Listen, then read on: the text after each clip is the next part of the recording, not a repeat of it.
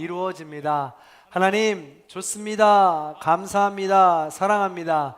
하나님이 하시면 무엇인지 다 이루어집니다. 하나님 좋습니다. 감사합니다. 사랑합니다. 하나님이 하시면 무엇인지 다 이루어집니다. 아멘. 하나님께 영광의 박수를 드리겠습니다. 우리 앞뒤 좌우 여러분과 이렇게 인사합니다. 만나서 반갑습니다. 환영하고 축복합니다. 아멘. 그리스도인은 내 안에 계신 하나님을 주인으로 삼고 깊이 만나는 여정을 걷는 사람들입니다. 인간이라면 누구나 나의 부, 나의 건강, 나의 성공을 위한 나의 일을 갈망하며 동경합니다. 그러나 그 끝에는 허무함이 있기 마련입니다. 그래서 그 끝에 허무함을 발견하고 더 나은 삶의 의미와 목적을 향해 나아갑니다. 사랑, 연합, 동경, 본향에 대한 의미를 찾고 선한 일을 발견해 나아간다고 했죠. 그러나 그리스도인들은 거기서 멈추는 것이 아니라 한 걸음 더 나아갑니다. 영생과 원수 사랑, 그리고 하나님께의 영광이라는 이 주제들 가지고 아버지의 일까지 우리는 더 나아가는 것이죠. 도달하는 것입니다. 이처럼 나의 일, 선한 일, 아버지의 일로 성숙하고 성장해 가는 것이 바로 이 그리스도인들이라는 것이죠. 근데 이 성숙해 나가고 성장해 나가는 그 과정의 지점에 반드시 있는 것이 허무입니다. 다른 말로 하면 절망이 되기도 하고요, 고난이 되기도 하죠. 여기까지가 지난주의 말씀 요약입니다. 자, 그렇다면 인간에게 있어 가장 큰 허무는 무엇일까요? 또한 그것은, 그 허무는 어떤 동경으로 우리의 삶을 변화시킬까요? 러시아의 대문호 도스토옙스키는 28살에 혁명운동에 가담한 이 죄로 인해서 체포되어서 총살 선고를 받게 됩니다. 독방에서 지내던 어느 날 23명과 함께 이 페테르부르크라는 광장으로 끌려가서 사형식을 갖게 됩니다. 3명씩 나무에 매달려서 총살을 당하는 거죠. 도스토옙스키가 매달려서 방아쇠가 당기는 그 순간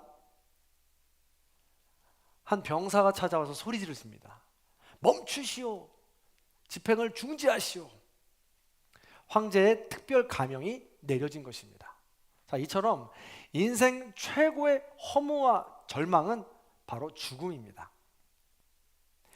죽음의 이 허무의 최고봉은 죽음입니다. 이 죽음 직전에 밧줄에 묶여있던 또 다른 친구가 있었다고 하는데, 이 친구는 이 일이 있은 후에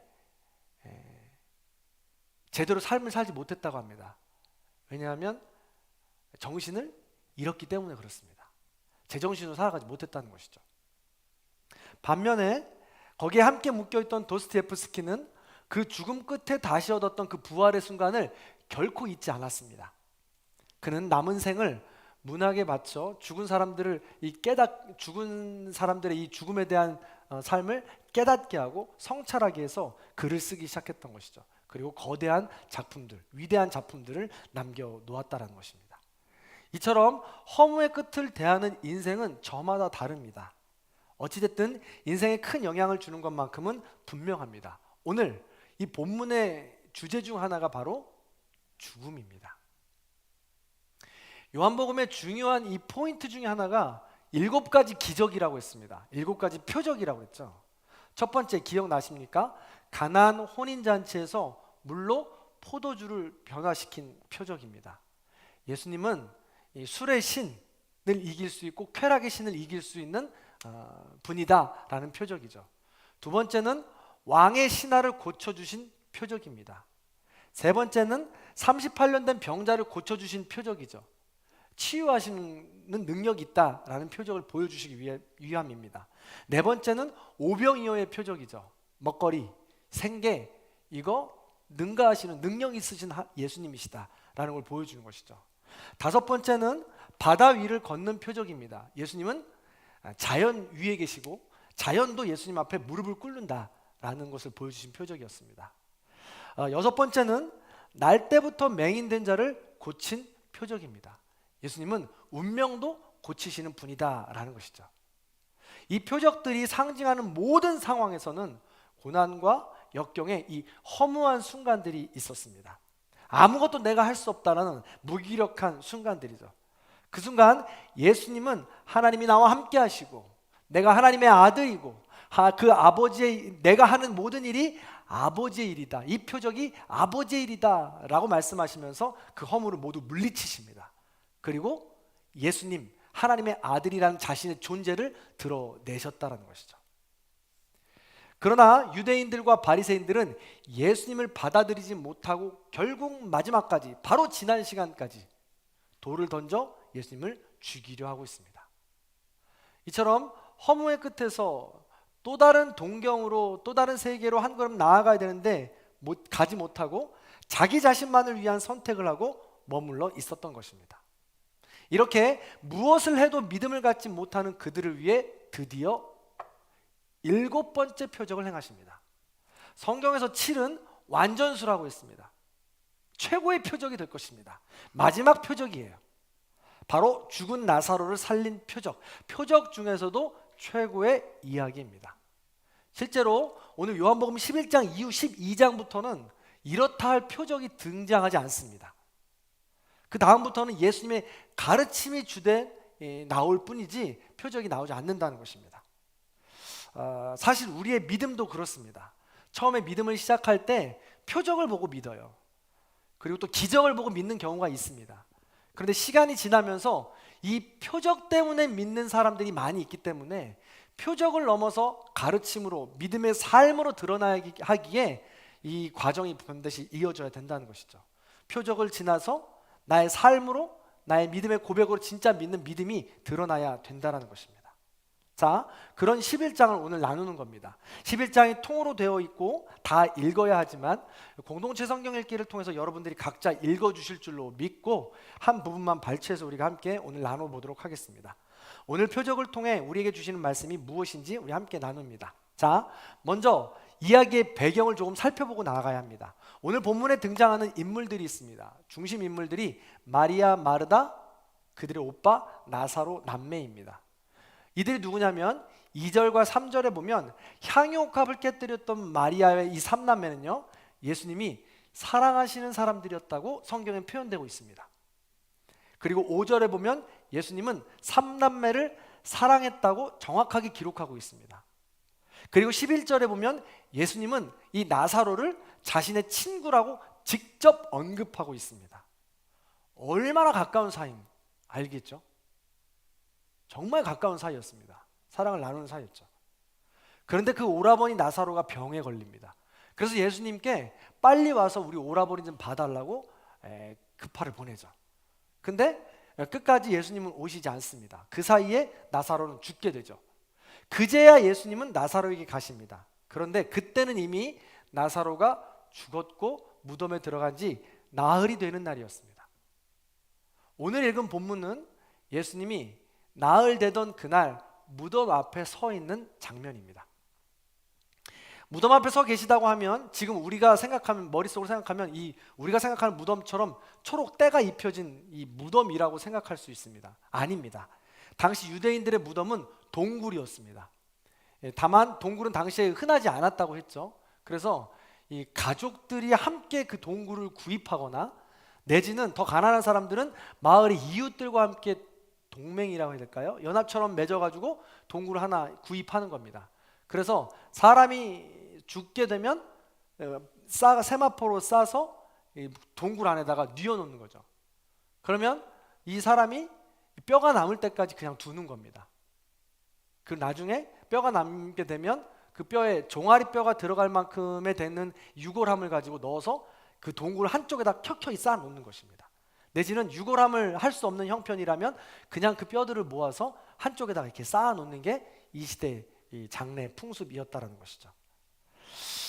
장례의 본상 기간과 이 반상 기간으로 나누어집니다. 본상 기간은 7일간 유지되는데 3일 동안 곡을 해야 했습니다.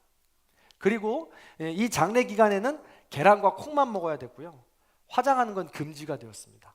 신발도 신지 못했고 공부도 하지 못했고요. 세탁도 금지되었습니다.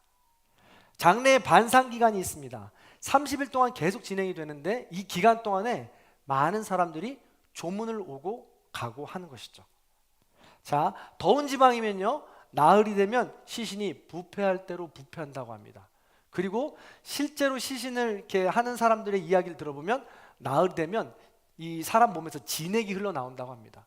그래서 그 진액 때문에 어마어마한 냄새가 난다고 하죠. 이렇게 장례 기간은 그 어느 때보다도 긴장감이 넘치고 조금 우울하고 힘든 시간이 된다는 것입니다. 그래서 유족들의 이 감정들을 잘 추이를 살펴야 합니다. 이런 초긴장의 상태에서 이 장례 기간 중에 예수님이 오신 거예요. 두둥 나타나셔서 뭐라고 말씀하십니까? 39절입니다. 같이 한번 읽어볼까요? 39절 읽습니다. 시작. 예수께서 이르시되 돌을 옮겨 놓으라 하시니 그 죽은 자의 누이 마르다가 이르되 주여 죽은 지가 나흘이 되었음에 벌써 냄새가 나나이다. 아멘. 예수님은 지금 돌을 옮기라고 말씀하고 있습니다.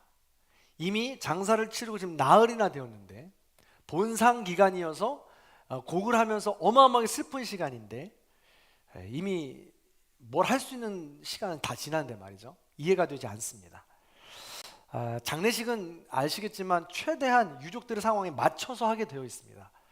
그 누구보다도 장례식을 많이 치르는 직업군에 종사하는 사람이 저 아니겠습니까? 그래서 그 장례를 치를 때도 정말 초긴장을 합니다. 긴장을 할 때 가장 감사한 것은 이 유족들과 그 가족들이 다 믿는 가정이에요. 모두가 믿는 가정이어서 장례를 치르는 모든 이 내내 예배를 드릴 수 있고 함께 말씀으로 위로할 수 있고 하늘 소망을 할 수 있는 장례가 가장 안전하기도 하고 좀 그런 느낌을 가질 수 있는 장례죠. 그런데 가족 중에 믿지 않는 가족들이 있다면 추이를 살펴야 합니다. 거기서는 예배를 드릴 수 있는지, 그리고 가족들이 예배를 드리는 거에 대해서 허락을 하고 있는지.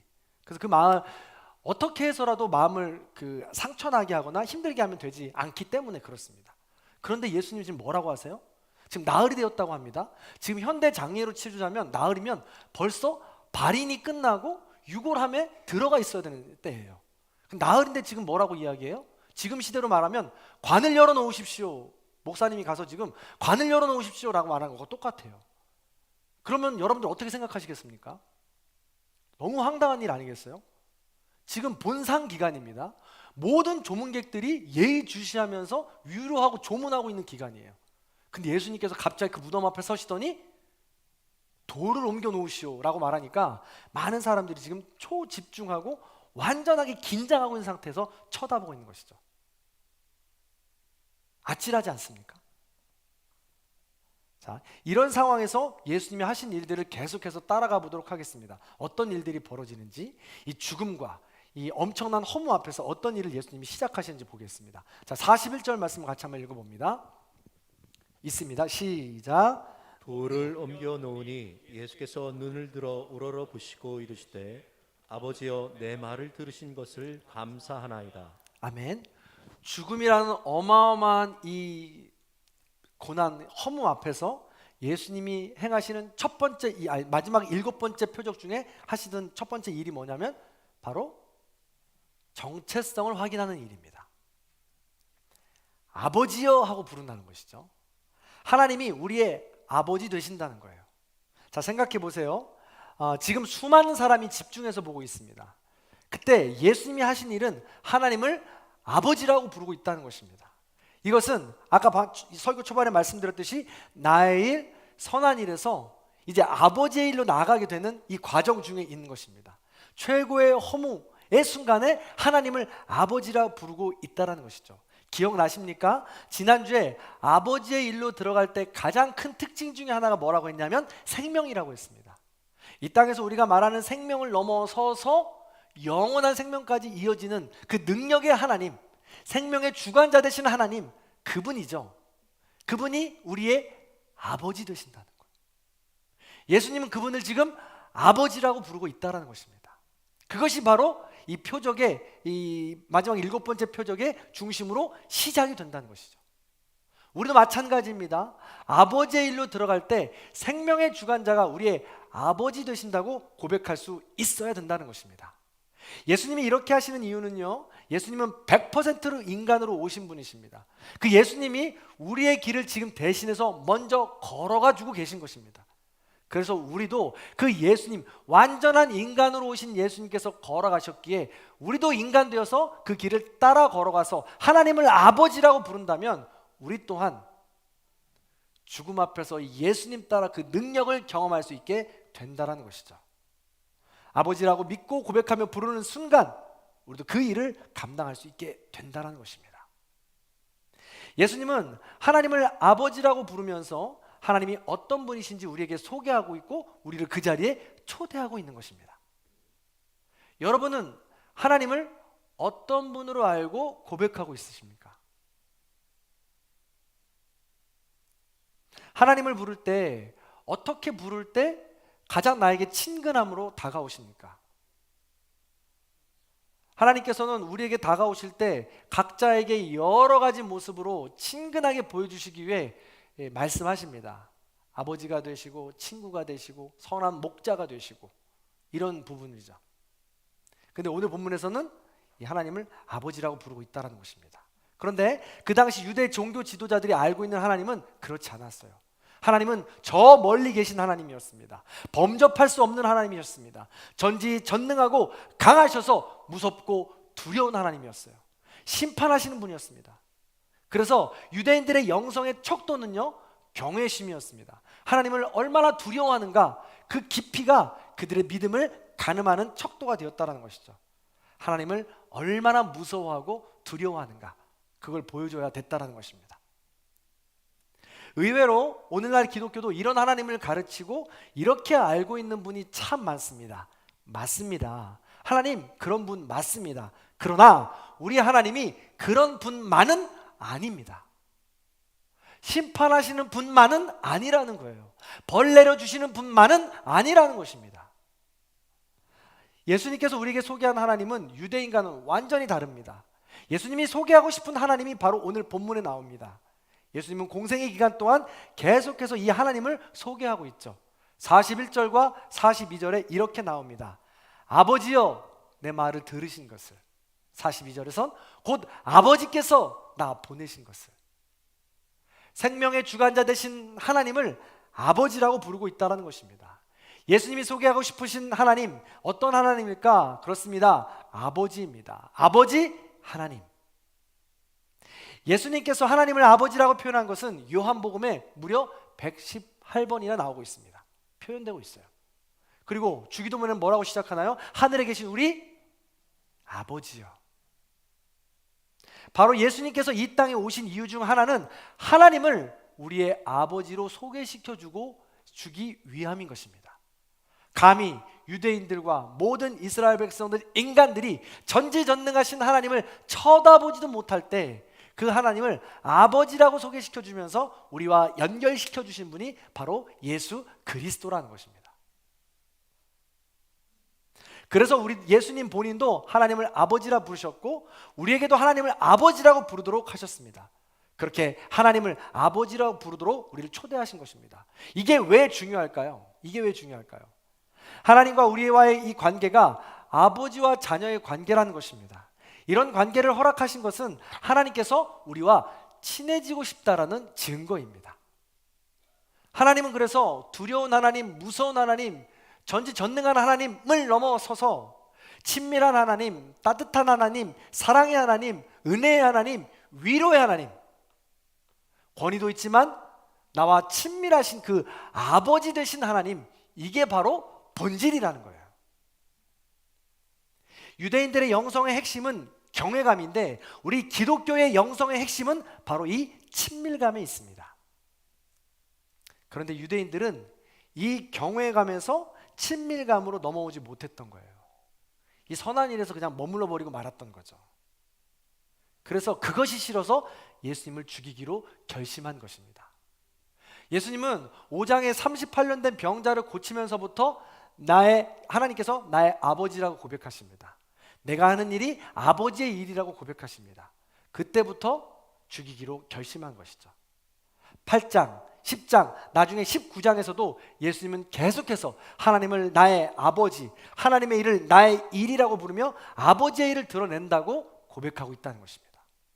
그래서 예수님은 계속 죽음의 길로 내몰리고 있었던 것입니다. 여러분들 중에서 혹시 육신의 아버지와 관계가 좋지 않아서 이 아버지라는 이미지를 그릴 때 부정적인 이미지가 떠오르는 분들도 있을 수 있습니다. 그러나 오늘 본문에서 이야기하는 건 그런 인간적인 아버지 말고 가장 이상적이고 원형적인 아버지를 말하는 것입니다. 권위가 있으면서도 사랑이 많으신 아버지죠. 우리와 친밀한 아버지입니다. 그분이 바로 우리 하나님이라는 것입니다. 결국 하나님은 예수님을 통해 우리에게 말씀하는 거예요. 나는 너의 아버지다. 너는 나의 자녀다. 내가 너와 친해지고 싶다. 너와 사랑을 나누고 싶다. 이렇게 하면서 하나님께서 저와 여러분과 지금 친해지고 싶다고 계속 말씀하시는 겁니다. 그렇게 우리 하나님은 지금도 계속해서 여러분에게 프로포즈하고 있는 거예요. 너가 나의 자녀야. 나는 네 아빠고. 그러니까 나를 사랑한다고 이야기해봐. 내가 너를 너무 사랑해. 그럼 사랑의 교제를 나누고 싶어 하신다는 거예요. 자, 그런 의미에서 우리 모두 한번 이렇게 외쳐보면 좋겠습니다. 하나님 아버지를 내가 부를 수 있는 가장 친밀함을 담아서 한번 불러보도록 하겠습니다. 한번 불러볼게요. 하나님 아버지, 시작. 아유, 정말 친하시네요. 네. 하나님 아버지. 마치 이런 것과 똑같아요. 성준아라고 불러야 되는데 장성준 이렇게 부르는 거랑 똑같아요. 굉장히 몸이 건조하죠. 그러니까 남들이 보고 있지 않다고 생각하고 그러면 아주 달콤하게 가장 친하다라는 의미를 가지고 우리 하나님 아버지를 한 번만 더 불러보겠습니다. 시작. 하나님 아버지. 그렇습니다. 네, 이 표정을 이렇게 따라 걸어가면 첫 번째로 하나님을 아버지라고 부르는 이 정체성이 중요하다고 그랬습니다. 그럼 두 번째는 무엇일까요? 41절을 다시 한번 읽어보도록 하겠습니다. 41절 다시 한번 읽어봅니다. 시작. 돌을 옮겨 놓으니 예수께서 눈을 들어 우러러 보시고 이르시되 아버지여 내 말을 들으신 것을 감사하나이다. 아멘. 내 말을 들으신 것을 감사하나이다. 두 번째는 그 과정이 바로 기도, 감사 기도라는 것입니다. 아버지와 아들이 되는 증표가 바로 기도입니다. 나사로를 살리신 예수님의 장면을 통해 하나님께서 우리에게 이렇게 말씀하시는 거예요. 나에게 구할 일이 있으면 구해라. 그러면 전지전능한 모든 걸 들어줄 수 있는 내가, 아버지 된 내가 그걸 다 들어주겠다. 예수가 나에게 기도해서 내가 들어준 것처럼 네가 어떤 요구를 하더라도 내가 들어주겠다. 죽음과 같은 절대적인 허무함 앞에서도 기도한다면 전지전능한 생명의 주관자들은 내가 그걸 들어주겠다라고 지금 말씀하고 있는 겁니다. 아멘? 이것은 정말 대단한 증표입니다. 친밀감의 증표로 그래서 기도하라는 것입니다. 그런데 우리의 기도는 어떤 기도를 하고 계십니까? 우리의 기도의 목적은 대부분 친밀감과는 거리가 있습니다. 사실 친밀감을 가지고 기도할 때 그 기도가 하나님이 기뻐하시는 기도요, 너희는 먼저 그의 나라와 그의 의를 구하는 기도가 되며 그 모든 것을 후에 더하시는 기도가 된다는 것이죠. 그런데 우리가 하는 대부분의 기도는 자판기 기도예요. 지금 당장 넣으면 나와야 되는 기도. 나 건강해야 돼, 합격해야 돼, 돈 벌어야 돼, 그 집 내가 가져야 돼, 뭐 이런 거 있죠. 물론 필요합니다. 그러나 하나님께서 이전에 모든 친밀감을 가지고 먼저 기도할 때 하나님께서 그 모든 것을 더하여 주신다는 것이죠. 우리는 자판기 기도를 하면서 응답이 안 나오면 화를 내면서 금방 포기해버립니다. 그러나 하나님은 친밀감의 증표로, 관계의 증표로, 마음의 증표로 기도를 주신 것입니다. 그래서 친밀감의 깊이를 생각해 볼 때 우리가 구하는 내용이 달라진다는 것이죠. 친밀감의 깊이를 생각해 볼 때 그 응답의 속도가 아무리 느려도 조급해하지 않는다는 것입니다. 심지어 원하는 응답이 아닐지라도 분노하지 않는다는 거예요. 왜요? 친밀하니까요. 하나님께서 아버지 되는 걸 내가 아니까요.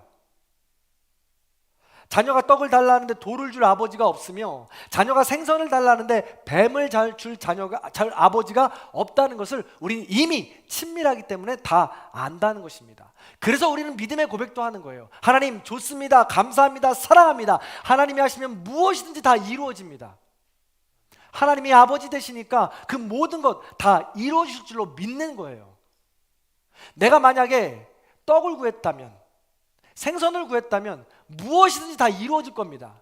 그러나 내가 만약에 돌을 구하고 있다면, 내가 만약에 뱀을 구하고 있다면 그 무엇이든지 다 이루어지지 않을 거예요. 믿음의 고백의 원리가 바로 이것입니다. 혹자는 이렇게 말씀합니다. 무엇인지 다 이루어질 것이다 라고 하면서 내가 원하는 것만 기도하면서 나중에 이야기합니다. 무엇이든지 다 안 이루어지던데요? 당연하죠. 돌을 구하는데, 뱀을 구하는데 당연히 이루어지지 않죠. 우리의 믿음의 고백을 외치는 것은 이 친밀감의 표시로 더 깊은 관계일 때 그런 마음을 가지고 믿음의 고백을 외치는 거예요. 하나님 아버지 좋습니다. 감사합니다. 사랑합니다. 하나님 아버지가 하시면 무엇인지 다 이루어집니다. 이렇게 말입니다. 이 증표를 예수님께서 14장, 15장, 16장에 계속해서 확증하세요. 대표적으로 두 곳만 봅니다. 14장 13절 14절 이렇게 기록되어 있죠. 읽습니다. 시작. 너희가 내 이름으로 무엇을 구하든지 내가 행하리니 내 이름으로 무엇이든지 내게 내게 구하면 내가 행하리라. 15장 16절에도 기록되어 있습니다. 읽습니다. 시작. 내 이름으로 아버지께 무엇을 구하든지 다 받게 하려 함이라. 아멘. 이렇게 증표를 확증하고 또 이렇게 하는 이유가 있습니다. 왜요? 16장 27절 같이 읽습니다. 시작. 아버지께서 친히 너희를 사랑하시니라. 한 번 더 시작. 아버지께서 친히 나를 사랑하시니라. 아멘. 내가 무엇인지 원하는 것을 구해서 응답해 주시는 게 나를 사랑하시기 때문이라는 거예요. 반면에 응답되지 않는 것도 하나님의 응답일진데 나를 사랑하시기 때문이라는 거예요. 그래서 우리는 예스라고 응답되는 것도 감사요, 노, 안 돼 해서 응답이 안 되는 것도 감사하며 기다려봐 하는 것도 모두가 다 감사로 믿음의 고백으로 받을 수 있다라는 것이죠. 우리를 사랑하시기 때문에 그렇게 모든 것들을 하나님의 방법과 뜻에 따라 응답해 주신다는 것입니다. 사랑하는 성도 여러분, 말씀을 정리해 보겠습니다. 예수님은 죽은 나사로를 살리는 표적을 통해 우리를 아버지의 일, 믿음의 자리로 초대하십니다. 하나님을 아버지라고 고백하고 그 친밀감을 위하여 기도의 자리로 나아가는 것입니다. 나사로와 마리아, 마르다가 처한 지금의 상황이 어떤 상황입니까? 죽음 앞에 선 상황입니다. 인생 최고의 허무의 순간, 절망의 순간입니다. 그때 예수님은 말씀하는 거예요. 생명의 주관자 되시는 하나님을 아버지라고 믿음의 고백으로 나오라는 거죠. 그리고 기도의 자리로 나오라는 거예요. 내가 너와 교제하고 싶다고요.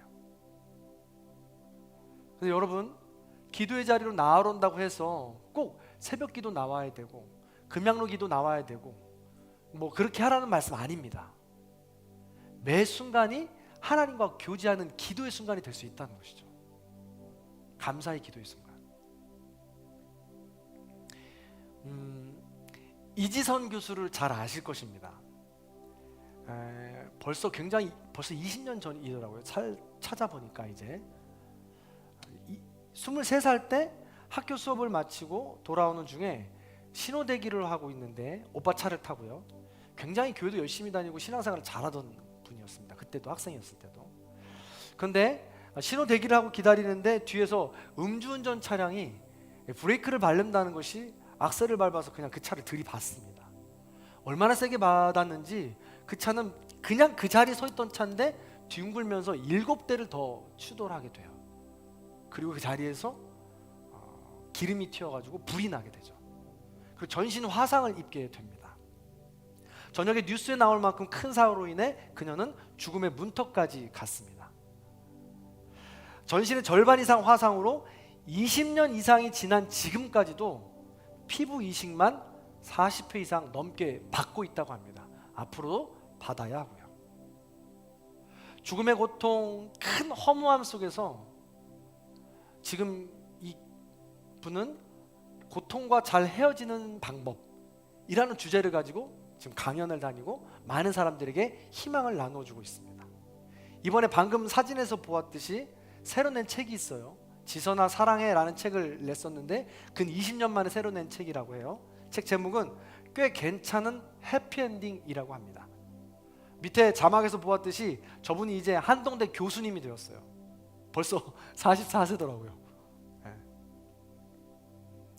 제목 그대로 죽음의 고통을 잘 지나서 좋은 대학교 교수까지 되었으니 멋진 인생이라고 소개하겠구나 라고 책 내용을 그렇게 예견할 수 있을 것 같아요. 그러나 책의 내용은 전혀 다르다는 것이에요. 소소한 일상에서 발견하는 감사의 내용들이 들어있다고 합니다. 자신을 소개할 때 사고와 잘 헤어진 사람이라고 소개합니다. 사고와 잘 헤어진 사람. 그전에는 사고 당한 사람이라고 자신을 소개하고 다녔는데 그러다 보니까 계속 피해의식이 있는 거예요. 왜 저 사람 때문에, 저 사고 때문에 나의 인생을 침해받아야 하지? 라는 생각이 들기 시작하더라는 거예요. 그래서 자기는 이제 앞으로 자기 소개할 때 사고 당한 사람이 아니라 사고와 헤어진 사람이라고 자기를 소개하더라는 거예요. 정말 귀한 고백입니다. 우리도 마찬가지죠. 죽음과 같은 사고, 절망, 허무에서 잘 헤어진 사람이라고 해도 무방할 테니까 우리도 그렇게 죽음, 사고, 절망, 허무에서 헤어지는 사람이 되어야 된다는 것입니다. 이 책에 나오는 그녀의 간증은 기도했더니 온몸이 한순간에 나았습니다 라는 기적 이야기가 아닙니다. 오히려 언제 끝날지 모르는 절망적인 상황에서 소소하게 감사와 기쁨, 희망을 붙잡은 이야기예요. 그것이 진정한 기적이죠. 몇 가지만 살펴보자면 자신을 위해 마음을 써준 사람에 대한 감사의 글이 있습니다. 화염 속에서 저를 구해낸 오빠, 일부러 화장을 지우고 허름한 옷을 골라 입고 병문안 오는 친구들, 까다로운 수술을 20년간 맡아준 의사 선생님 덕분에 지금의 제가 있을 수 있습니다 라고 고백합니다. 주변의 지인들에게 감사를 표현하는 거죠. 나와 함께 있어주는 것 그 자체만으로 감사한 겁니다. 참 부끄럽고 감동적인 것은 이분이 거울을 본 어느 날 눈썹이 하나 나더래요. 그 눈썹 하나 난 것이 얼마나 감사한 일인지 고백하더래요. 요즘 이 머리카락 빠진다고 노심초사하고 있는 제 모습을 보면서 얼마나 부끄러운지 모르겠습니다. 눈썹 하나 난다고 그걸 그렇게 감사한 일상 누리지 못했던, 차마 감사라고 생각하지 못했던 그것을 놓고 감사로 표현하고 있다는 것이죠. 또 이 책에 콧물이 흐른다라는 글이 있습니다. 매년 두세 차례 이 피부 이식을 수술을 받지 않으면 생활이 어려웠어요. 이 콧구멍 내부를 넓히는 수술을 해야 되는데 이 수술을 받고 저녁에 집에 와서 쓴 글이에요. 제가 읽어드리면 이렇습니다. 콧물이 주르르 흘러내린다. 20년 만의 일이다. 기쁘다. 이제 밤새 입을 다물고 양쪽 코로 숨 쉬며 잔다는 게 신기하고 놀랍다.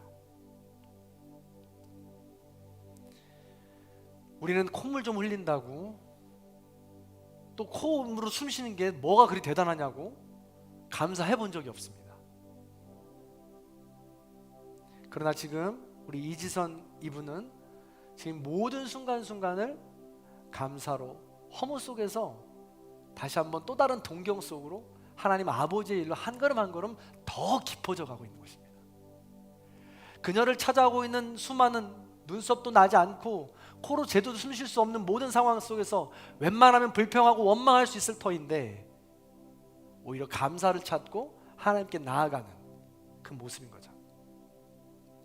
사랑하는 성도 여러분, 다시 한번 이야기합니다. 이지선 교수님은 사고와 잘 헤어진 사람이라고 자신을 정의한다고 했습니다. 우리도 마찬가지입니다. 우리도 그렇게 자신을 정의할 수 있는 사람이 되었으면 좋겠습니다. 죽음과 같은 절망과 고난에서 잘 헤어진 사람, 허무에서 잘 이겨낸 사람, 이 모든 것을 이길 수 있는 하나님을 아버지라고 부를 수 있는 사람, 그 하나님과 깊은 교제로 기도할 수 있는 사람, 그 사람이 바로 저와 여러분인 줄 믿습니다. 혹시 지금 죽음과 같은 어려운 고난 중에 계십니까? 하나님께서 더 친해지자고 저와 여러분을 부르고 계시는 줄도 모릅니다. 혹시 죽음 앞에 계신 분들 계십니까? 그렇다면 정말 하나님께서 긴박하게 너와 가까워지고 싶다고 부르고 계시는 줄도 모르겠습니다. 부디 그 음성을 듣고 그 허무의 자리에서, 고난의 자리에서, 절망의 자리에서 박차고 일어나 헤어지시는 저 여러분의 삶이 다 되시기를 주님의 이름으로 간절히 축원합니다. 그 마음을 담아서 우리 이 찬양 함께 나누었으면 좋겠습니다. 하나님께서 오늘 우리를 아들이라고, 딸이라고 부르십니다. 가사를 잘 기억하시면서 우리 함께 마음을 다해 찬양합니다.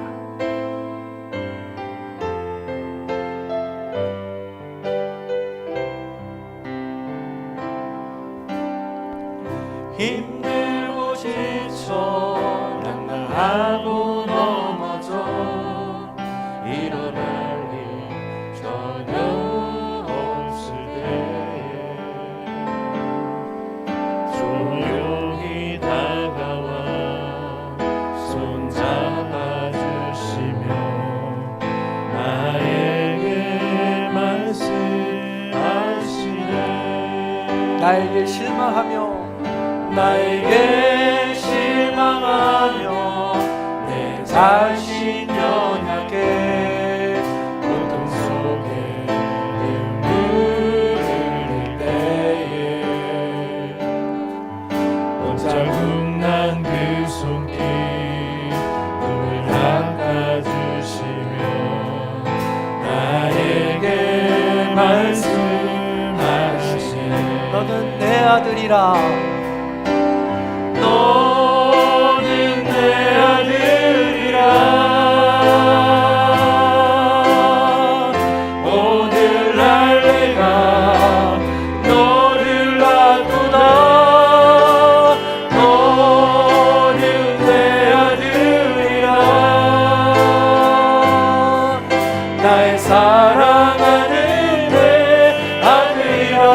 한 번 더 찬양합니다. 힘들고 지쳐 힘들고 지쳐 낭낭하고 넘어져 일어날 일 전혀 없을 때에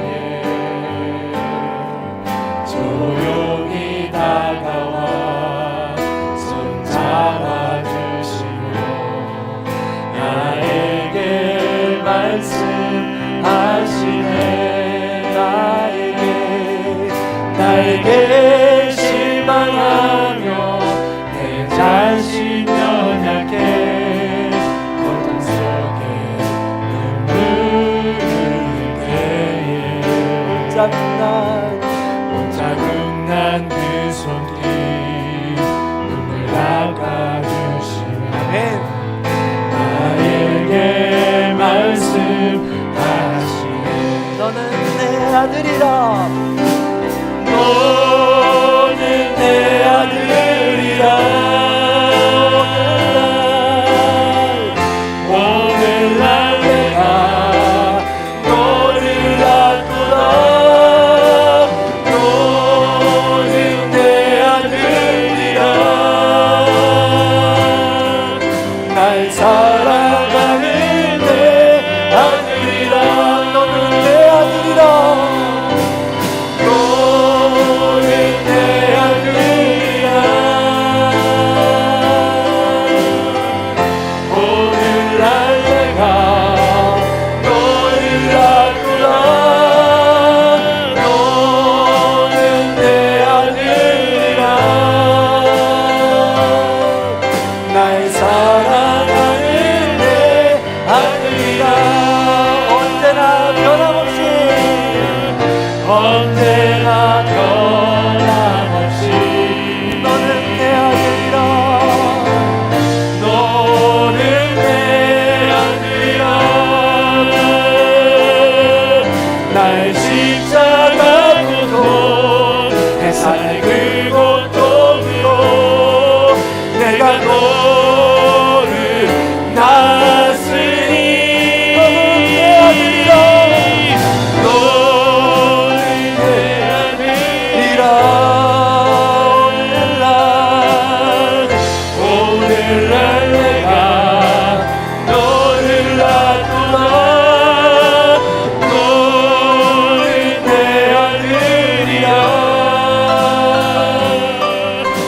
나의 사랑. 우리 마지막으로 한 번 더 고백합니다. 우리 두 손 들고 간절한 마음으로 너는 내 아들이라. 너는 내 아들이라. 오늘날 내가 너를 알노라. 너는 내 아들이라. 날 사랑하는데. 마지막 한 번만 더 간절하고 고백합니다. 너는 내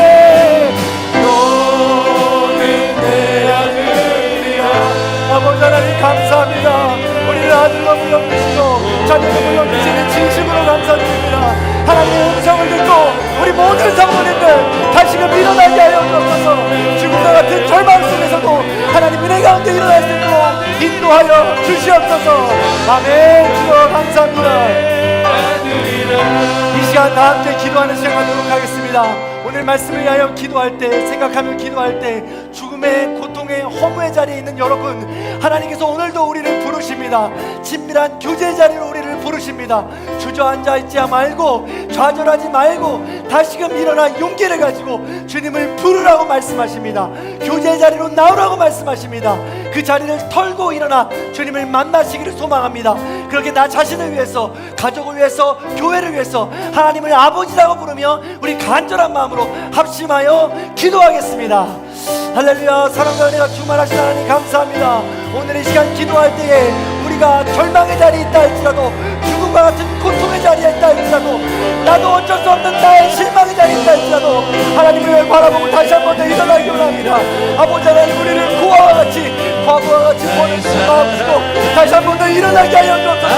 세상은 소리칩니다. 악한 사단 마귀는 이야기합니다. 할 수 없다고, 너는 더 이상 할 수 없다고, 그 허무의 자리에서 주저앉아 포기하라고 말합니다. 그러나 아버지 하나님, 우리를 아들이라고 부르며 딸이라고 부르며 다시 한번 일어나라고 말씀하십니다. 작은 실패도 응답할 수 있다고 말씀하십니다. 그 아버지의 사랑을 붙잡고 다시 한번 일어나게 하여 주옵소서.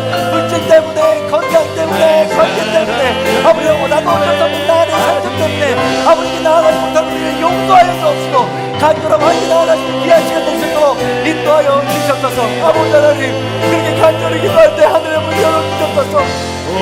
나의 눈을 어쩔 수 없는 못 이룰 때 아버지에게 치료하여 주옵시고 만져 주옵시기 간절히 바라고 원합니다. 우리 모든 성도님들 각자 일일이 한 사람 한 사람 찾아가면서 하늘의 음성을 듣고 위로를 경험하시는 놀라운 사람이 될 수 있도록 인도하여 주시옵소서.